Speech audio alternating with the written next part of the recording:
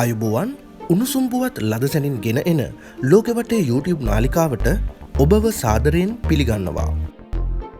තැපැල් දෙපාර්තමේන්තුව විසින් සිදු කළ විදෙස් ගෙවීමකදී මුදල් අදාළ පාර්ශවයන්ට නොලැබීමේ සිදුවීමක් සම්බන්ධව කැබිනට් ප්‍රකාශක අමාත්‍ය නලින්ද ජයතිස්ස මහතා විශේෂ හෙළිදරව්වක් අද සිදු කර තිබුණා.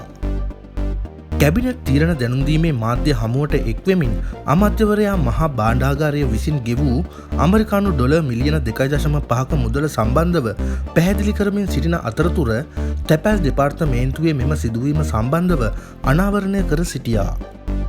ශ්‍රී ලංකා තැපැල් දෙපාර්තමේන්තුව විසින් ඇමරිකානු තැපැල් සේවය වෙත ගෙවීම් කරන ලද මුදලක් අතුරුදන් වීම සම්බන්ධයෙන් විශේෂ විමර්ශනයක් ආරම්භ කර ඇති බව අද පැවති කැබිනට් තීරණ දැනුම්දීමේ මාධ්‍ය හමුවේදී අමාත්‍ය නලින්ද ජයතිස්ස මහතා සඳහන් කර සිටියා.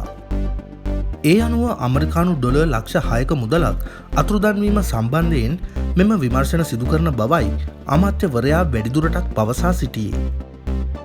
අදාළ මුදල මේ වනතෙක් තමන්ට ලැබී නොමැති බවට ඇමරිකානු තැපැල් සේවය කළ දැනුම්දීමකට අනුව මෙම විමර්ශන ආරම්භ කර ඇති බවටයි වාර්තා වන්නේ.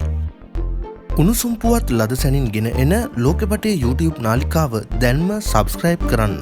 ඔබ සැමට සුබ දවසක්.